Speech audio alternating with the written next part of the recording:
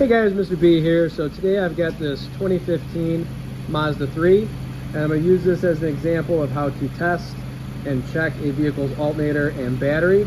So I don't have an actual battery tester here at my house. I do have a multimeter and I do have a jump pack.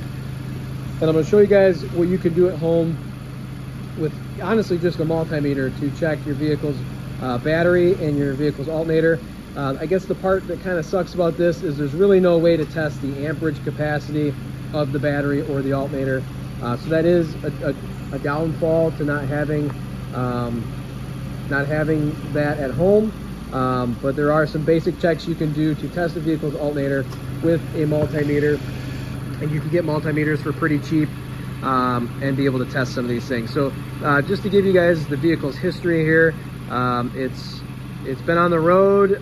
It drove perfectly fine, been driving great for many years, and the customer parked it, and then overnight it didn't want to start. So of course initially asked, you know, hey, were the lights left on? Was anything left on? Nope, nothing was left on.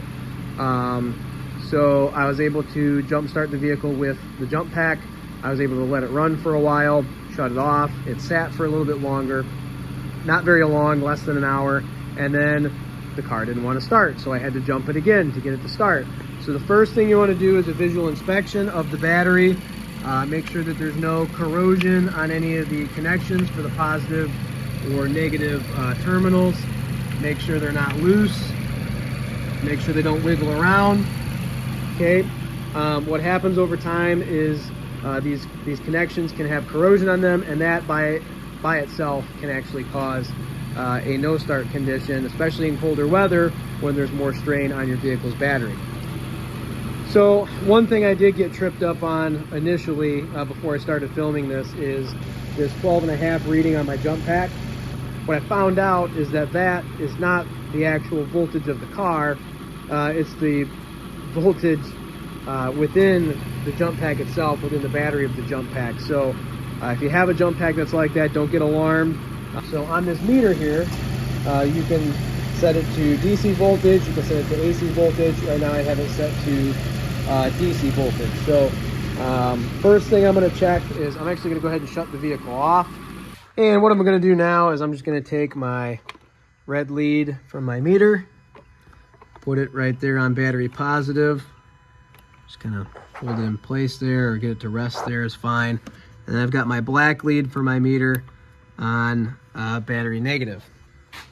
So that shows me the battery voltage. A fully charged battery should be at 12.6 volts, and it's been hovering around 12.39 right now.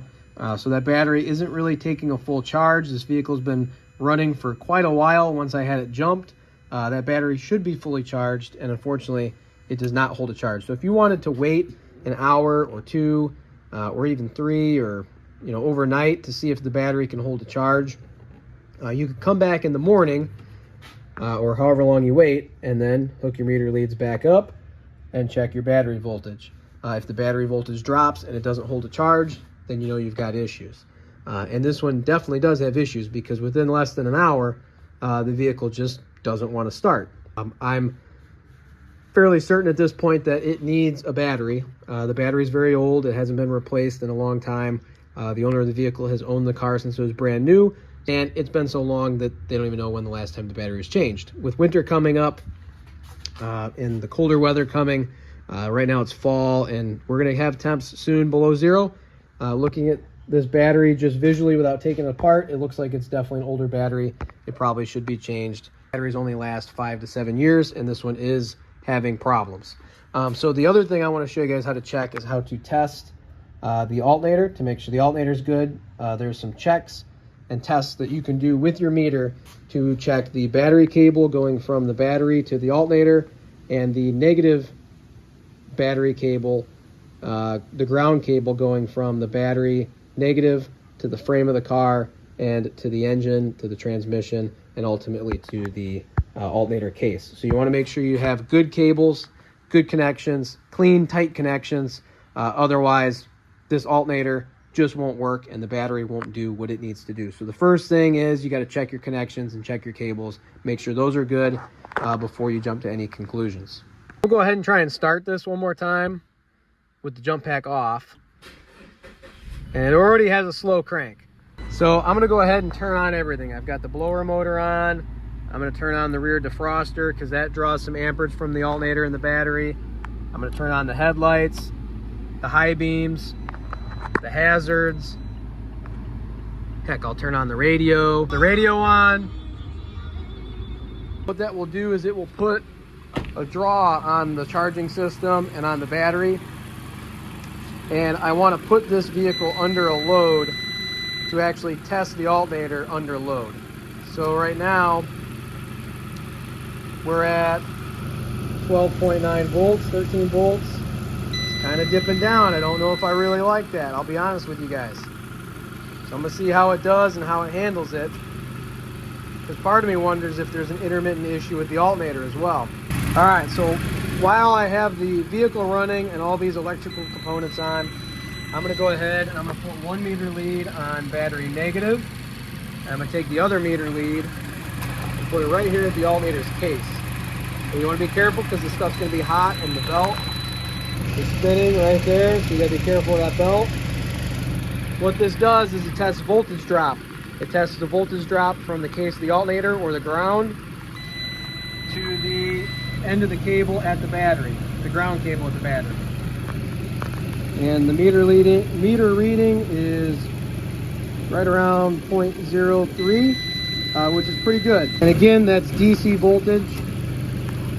Okay, so that's a good reading. Want anything more than about 0.1 or 0.2 volts? If you get to half a volt, it's really going to start to cause some issues. Now the next thing I want to check is the positive cable, because we've got a positive cable going from the battery down to the alternator. So I'm going to put my meter lead on battery positive. Right like that. And then I'm going to take the other meter lead, I'm going to put it on the connection point here for the battery positive cable going to the alternator. There's a connection right behind this plastic cover here. So I'm going to go ahead and hook it up right at the end of that.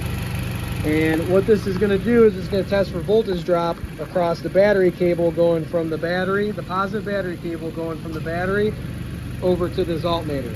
And it's testing the cable for corrosion and loose, basically corrosion, possibly loose connections. So right now it's at 0.175. You don't want to see anything more than 0.2. So it's acceptable. It's not good. It's not great. It could be better, but it's acceptable. It's enough to where it's not going to cause too much of a voltage drop to cause issues with the charging system as a whole. And right now the charging voltage has dipped down to 12.6. It'll probably even get below 12.6. That's not good. It's not good at all. I don't want to see that coming out of the alternator. So if you really want to get fancy, you could test it coming right out of the alternator. So I'll do that real quick. So I'll stick 1 meter lead right here on battery negative, the other meter lead down here at the alternator. It's only putting out 12.6 volts.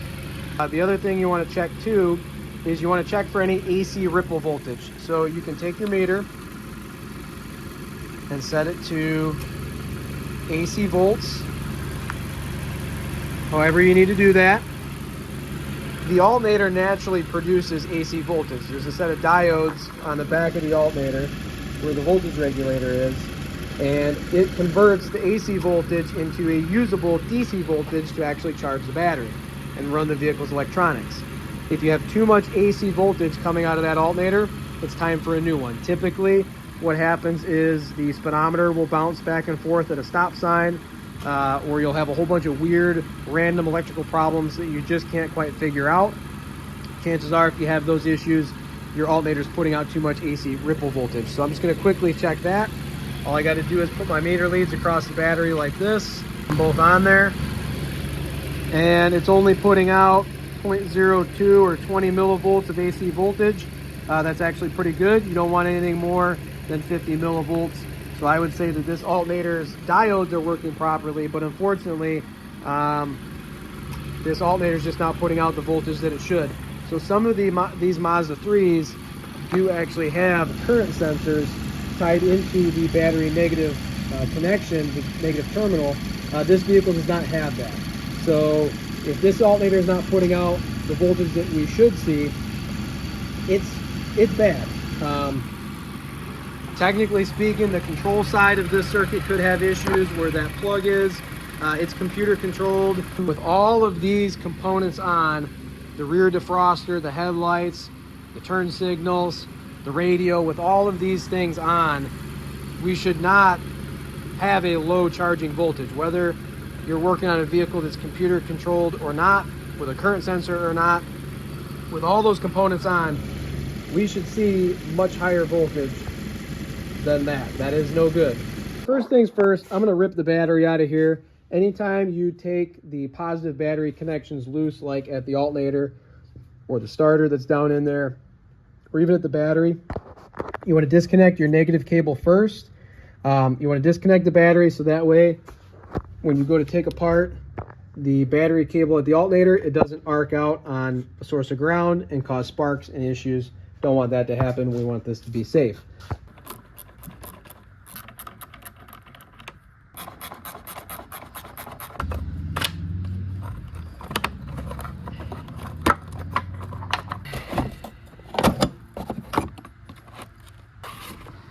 Now that I've got the battery out and I've got this insulating sleeve off of it, I was right about the age of this battery.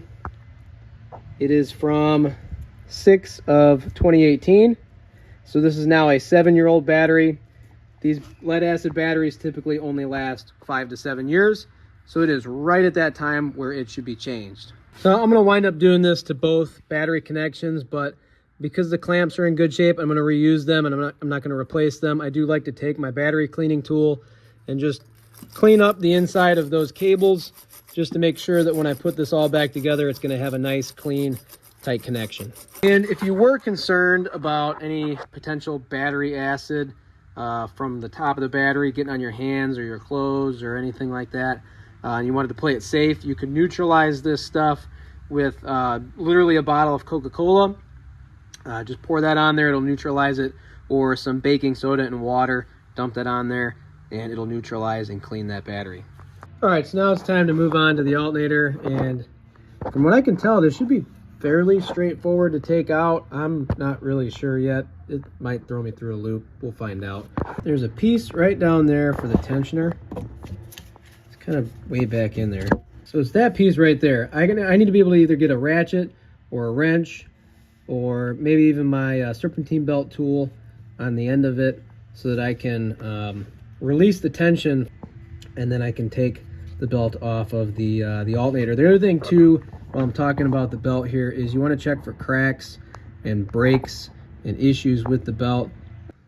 So that serpentine belt tool is pretty nice if you can get one. Don't necessarily need it, but it really works well. You just pull up on this and it relieves the tension.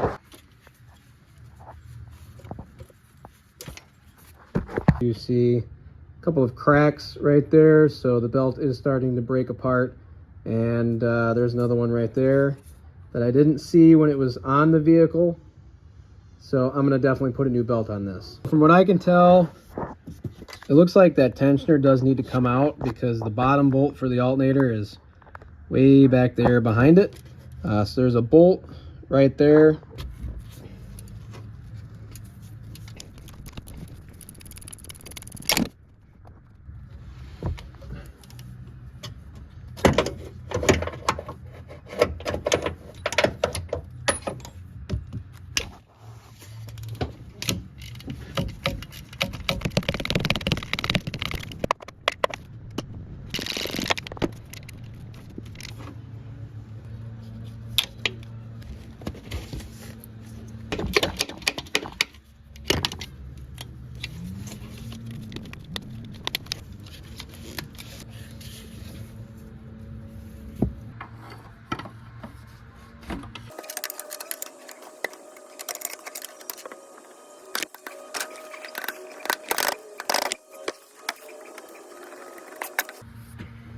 So this AC line is definitely in the way. I'd really prefer not to have to remove it.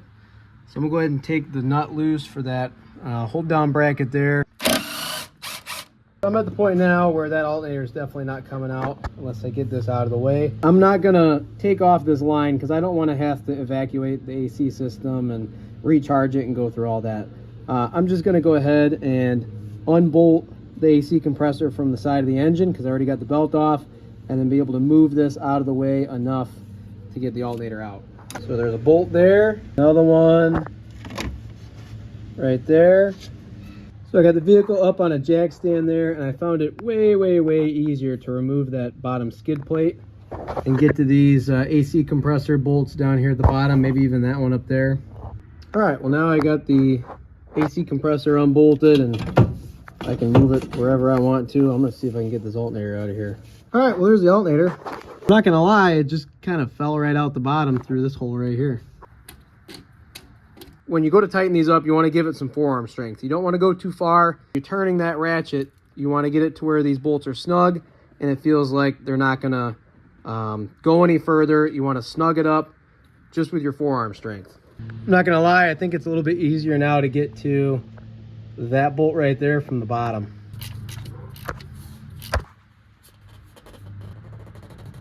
All right, so here's my progress. Got the alternator in, bolted up. Both those bolts are nice and snug. AC compressors bolted in. All four of those bolts are nice and snug. Got stuff plugged in. Now, one thing to warn you guys about here is the battery cable at the alternator. Don't overdo it when you're tightening that nut. You want it to be snug, but you don't need to throw a ton of force into it. I got everything buttoned up. I got the tensioner in. Now it's time to go ahead and pull up on this tool here to push up on that tensioner and slip the belt into place. Well, what I noticed here is now that I've got this undercover out of the way, it's a lot easier just to hook up my tool from underneath and get more of a swing to slip that belt into place.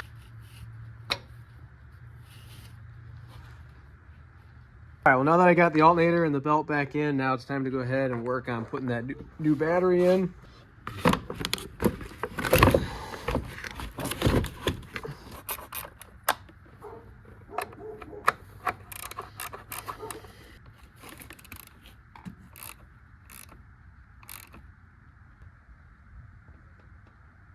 You don't want it to be able to turn or wiggle back and forth.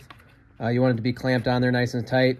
Otherwise, there'll be issues later on down the road. All right, so here I am.